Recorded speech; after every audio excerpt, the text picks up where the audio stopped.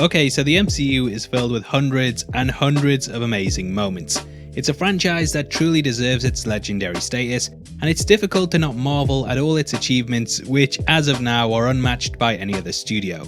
Picking the moment that embodies all that is very difficult, but there's one scene that forever stands out in my mind as being absolutely perfect. It's a scene that had audiences doing this.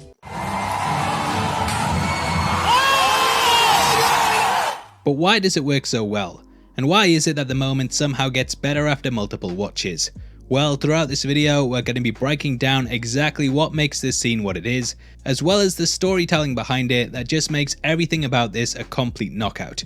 Now, if you love the scene, I'd massively appreciate the thumbs up button, and don't forget to subscribe for videos like this each and every week in which we examine the best parts of cinema and discuss what makes them great.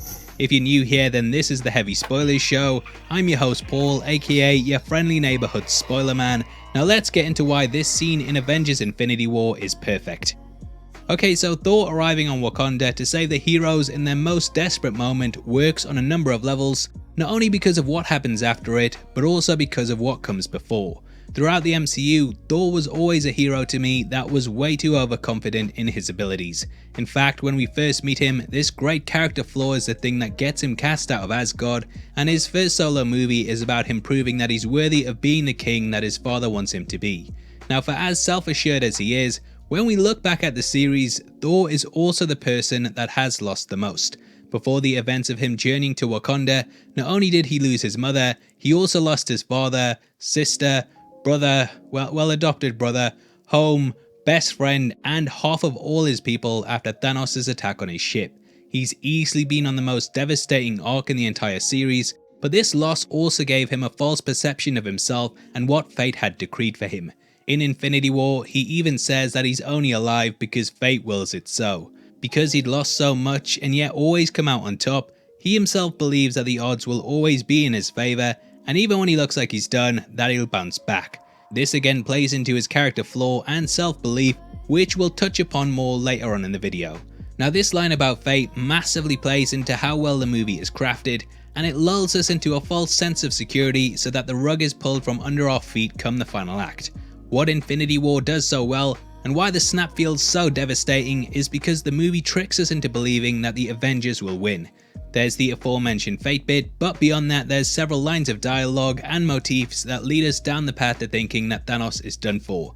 After surviving the onslaught, Thor sets out on a quest to get Stormbreaker, a mythical weapon of great power. If we look at cinematic conventions, most movies in the genre involve the hero going on a quest to get a MacGuffin that will help them to defeat the villain. We're even told that Stormbreaker is a weapon, which is the Thanos killing kind, so Thor going through the journey that he does, in which he gains it at the end, makes us believe that he now has the power to stop the Mad Titan. The movie also uses our expectations to make us think that we know exactly the way that it's gonna go. In the franchise, we've already seen the Avengers team up and defeat several villains, and Thor arriving on Wakanda perfectly mimics the scene from their first team up movie. When we play them side by side, we can see that the same stances, way that the camera is used to portray movement, and the music are all deliberately chosen to lure us into a false sense of security. It's masterful filmmaking and makes the twist a complete gut punch, as due to all this build up, we were sure that the good guys were gonna win. Now, why this scene also works incredibly well is the immediate build up to it. Our heroes on Earth are facing insurmountable odds as the forces of Thanos swamp them, and it seems like all is lost.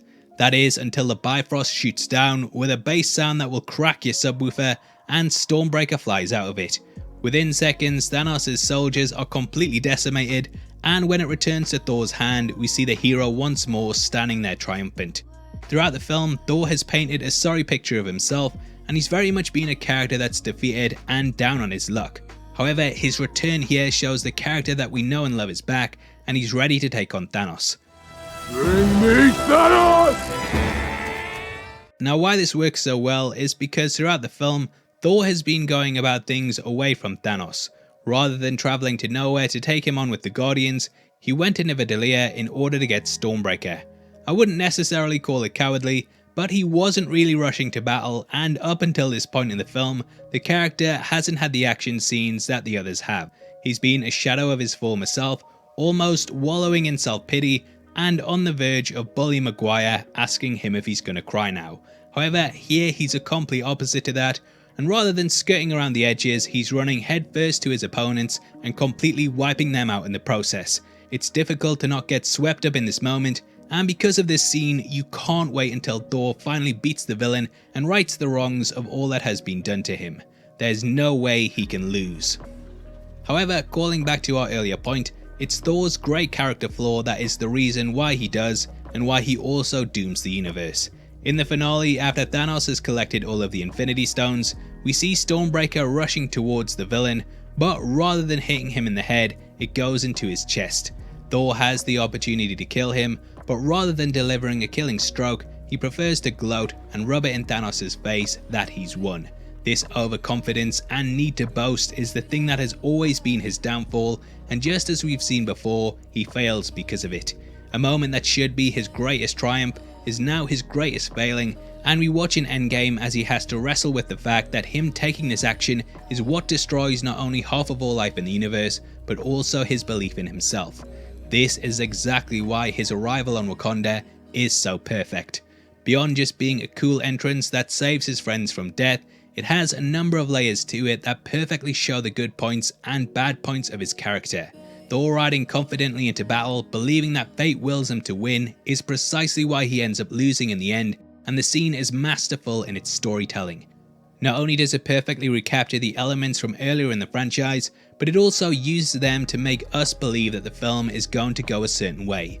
Us seeing the self-assured, confident Thor here makes our confidence rise as well, as we as an audience believe that the heroes are gonna come through in the end. However, this high is also what makes the lows of the snap even more devastating, and the movie perfectly uses this moment to prop up its heroes so that they can fall even more. Thor standing here confidently is a complete juxtaposition to how we catch the heroes in the final scene, and whereas here he props himself up tall and proud, Cap slumps on the ground over the Vision's corpse, knowing that all is lost. The dynamics of the film are complete opposite ends to each other, and the snap only feels so crushing to us because it follows on from the scene in which we were celebrating the return of one of the best Avengers. We watch as the hero goes on an arc of being defeated, to rising up, only to be crushed again by the final twist, and that is why this moment is so perfect. It captures the character as he believes he's bounced back, which makes it all the more devastating when we see him lose. The music is perfect, the timing of the scene is perfect, and the fact that it bases itself heavily on both the good and bad in Thor's character is what makes it astounding. It also brings in several elements from earlier in the franchise and just gets you so hyped for the climax of the film that it's difficult to not get swept up in it every time you watch it. Thor arriving on Wakanda is one of my favourite scenes in any comic book film, and I think it's going to be a while before the MCU tops this in my eyes. I'm still blown away by it today, and this is why I believe that it's the perfect scene. Now obviously I'd love to hear your thoughts on the moment, so make sure you comment below and let me know. We're running a competition right now and giving away 3 MCU box sets on the 30th of August, and all you have to do to be on the chance of winning is like the video, make sure you subscribe with notifications on, and drop a comment below with your thoughts on the scene. We pick the comments at random at the end of the month, and the winners of the last one are on screen right now, so if that's you then message me on Twitter at Heavy Spoilers. If you want something else to watch, then make sure you check out our breakdown of why the Flash scene in Justice League is perfect in our opinion.